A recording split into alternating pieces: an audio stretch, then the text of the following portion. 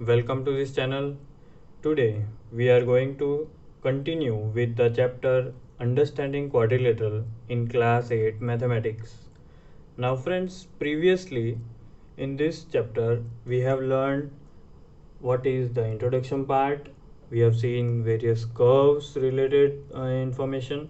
Then we have seen what are polygons, and then we went for classification. The last two topics were what are concave and convex polygons, and ending with regular and irregular polygons. So we have studied these many topics in part 1 of this chapter. Now we are starting part 2 of this chapter, and our today's topic, basically we are going to study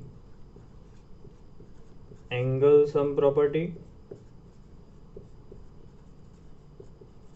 and then we'll have solution of exercise 3.1. So starting with what is angle sum property. So we will study angle sum property.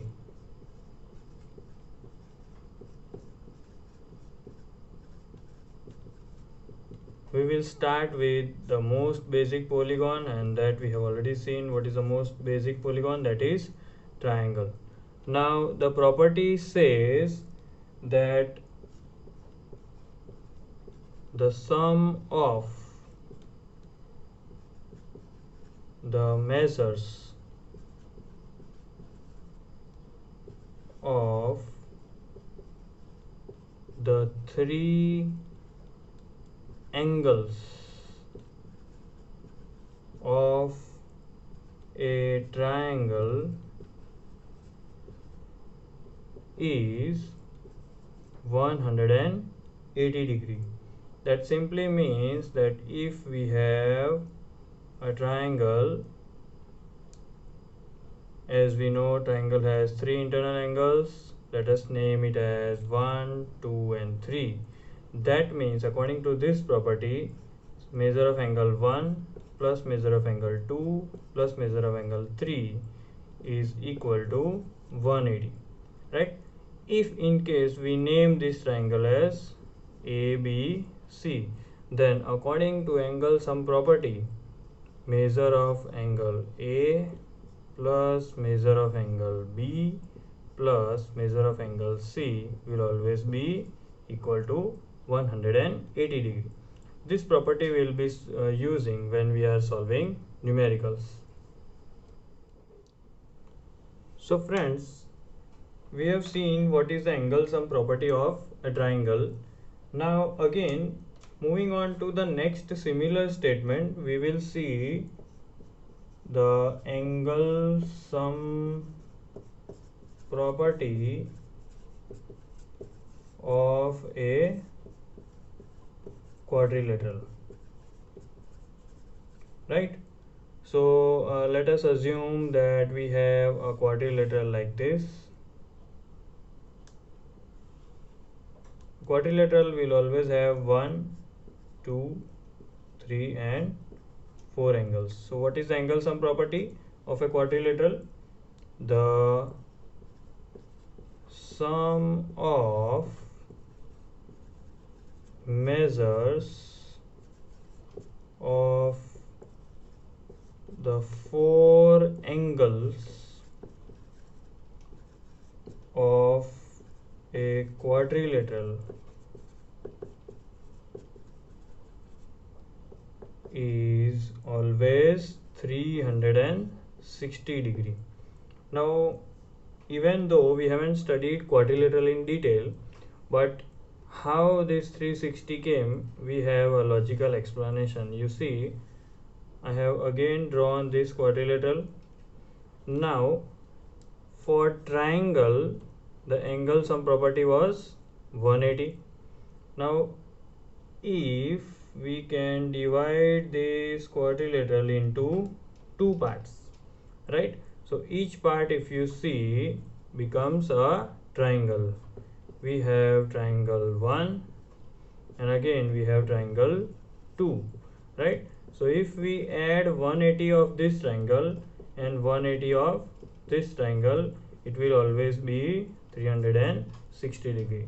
So this is the logical explanation, and basically what we have to only remember is the statement: the sum of measures of the four angles of a quadrilateral is always 360.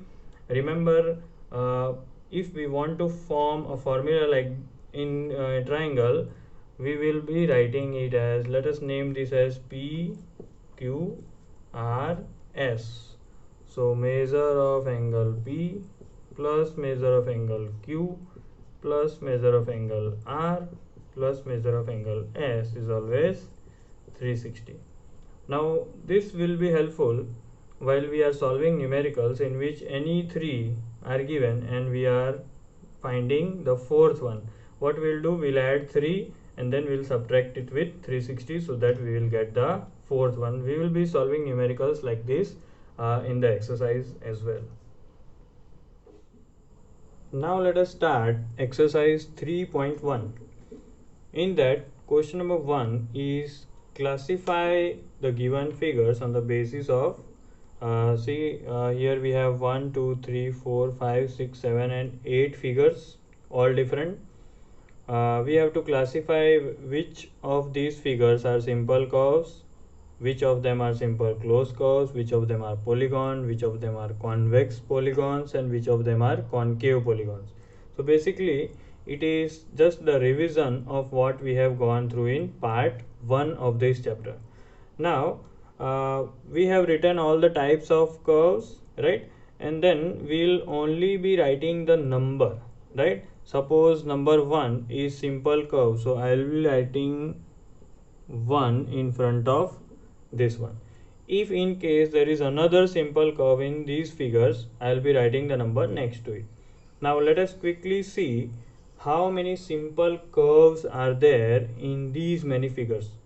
So 1, 2, 3 is not a simple curve, 4 is also not a simple curve, 5 is a simple curve, 6 again is a simple curve, and 7 is a simple curve. In these figures, simple closed curves and simple curves are almost same. So in simple closed curve, remember the point we discussed in part 1, that if without lifting the pen or pencil we are drawing something, that becomes simple closed curve.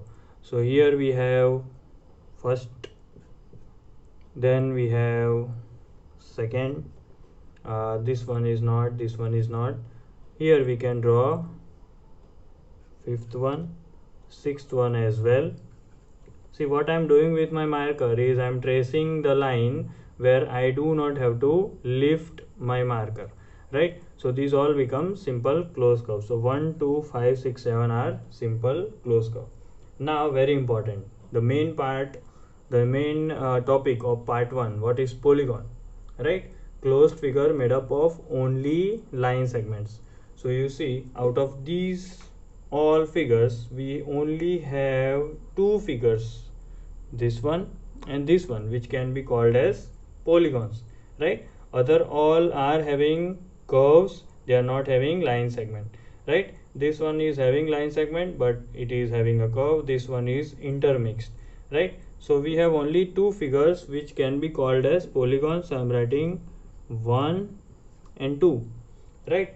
Now next two questions are very easy because we only have two figures which are polygons. Out of that we have to find out which one is convex and which one is concave. Remember, convex polygon, right?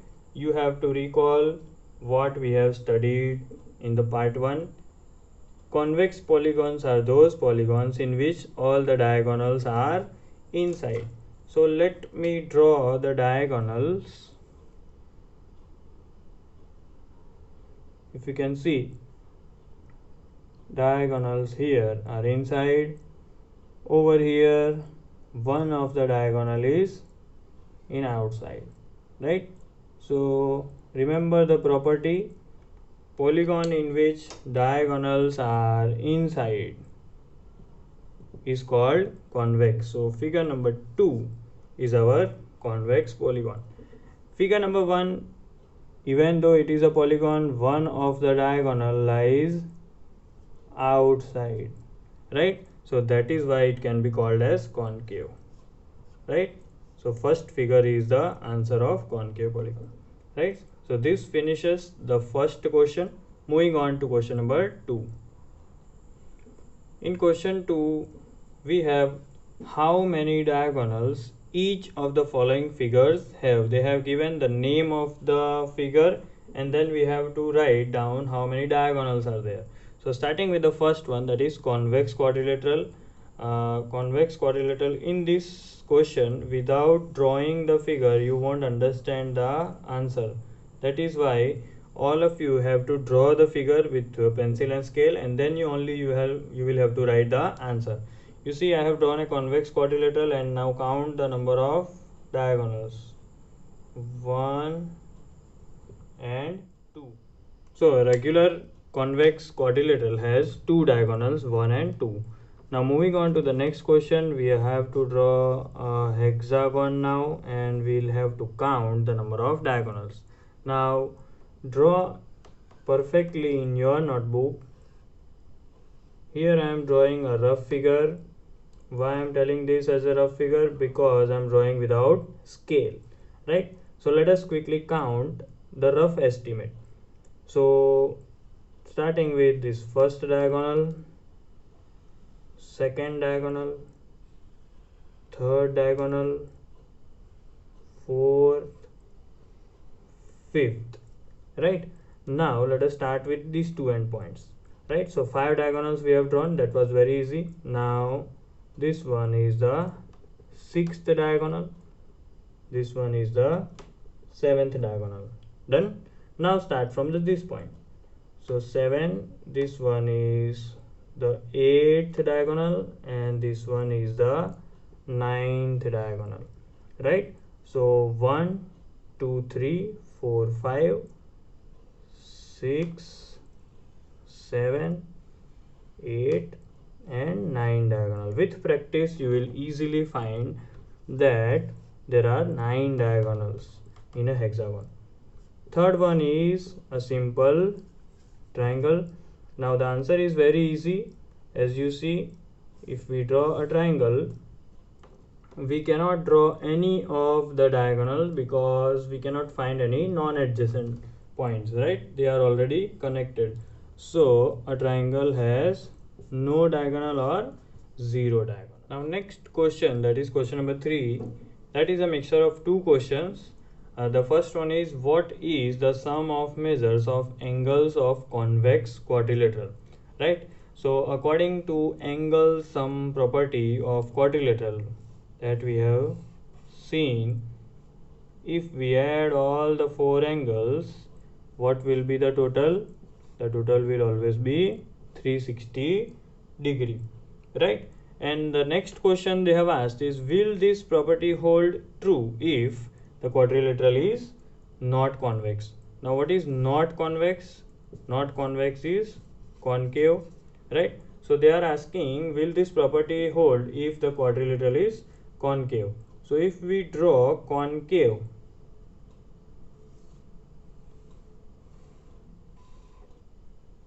if we draw a concave quadrilateral, can we divide this into two different triangles? The answer is yes, right? If I draw a line in between, you see we have divided it into two triangles. So if the sum of angles of first triangle is 180, second triangle is 180, what is the total? 360 degree. So yes, this property holds true even if the quadrilateral is not convex, that is concave. Now in the next question, that is question number 4, they have told to examine the table. The table they have drawn comprises of a figure, below number of sides, and then they have done the angle sum, right? All the sum of angles which are inside, right? Now it is very easy, as we will derive a common formula for finding the angle sum of any polygon, right? Any polygon if I give, and if I ask you that what is the total of internal angles, then you will be able to find out. 3 examples I have shown. You also have one more example, but due to space I haven't drawn this, right? But let me explain what is there in the table, right? So let us start with the first one, that is triangle, right? We already have seen that how many angles we have, 3 angles, and how many sides we have, 3 sides. So what is the angle sum? 180, right? Moving on to the next figure, right? In the next figure they have drawn a dotted line in between. Now why they have drawn? They have divided this figure into two different triangle, triangle 1 and triangle 2, right? So that is why they have done in angle sum 2 into 180, right? That will give the angle sum, right? 360. But here in this table we have to study this particular thing, right? That how many sides are there in quadrilateral? 4 sides, right? Now they have done in the bracket 4 minus 2. What they have done is they have subtracted 2 from the number of sides, right? So if there are 4 sides, 4 minus 2 into 180, that is 360. Similar applies to this part also. You see there are 5 sides in a pentagon. So if you decrease 2, that is 5 minus 2, and multiply it 180, you will get the angle sum 540, right? So what will be the common formula? Angle sum of any polygon of n sides, right? So that will be n minus 2 into 180, right? If there are n sides, you will subtract 2 from that number and multiply it with 180, you will get the angle sum, right? So suppose we take hexagon, right? Hexagon has how many sides? Hexagon has 6 sides. So what will be the angle sum property of hexagon? Angle sum of hexagon, right? The angle sum of hexagon will be n minus 2 into 180, that is 6 minus 2 into 180, and that is 4 into 180. Now just multiply, right? So it will be 720 degree. So likewise, if I give any polygon, you are able to find out the angle sum of that polygon. So now in continuation with question 4, what can you say about the angle sum of quadrilateral having number of sides 7, 8, 10 and n, right? So what is the trick? The trick is you are given n equals to number of sides and you just decrease 2 from these numbers and multiply it with 180, right? So finding the angle sum angle sum, that is 7 minus 2 into 180. What is 7 minus 2? It is 5 into 180, and 18 5s are 90, so the answer is 900 degree, right? If it is 8, what you will do? You will follow the same pattern. 8 minus 2 into 180, that is 6 into 180. The answer, if you multiply properly, the answer you will get is 1080 degree.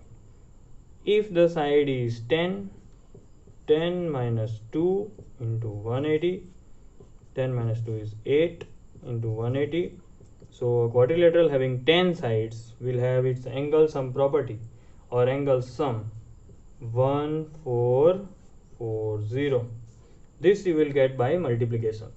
Now commonly if you want that there is n number of sides, so the angle sum will be n minus 2 into 180. So this is the answer because no value is given, so we will keep it as it is.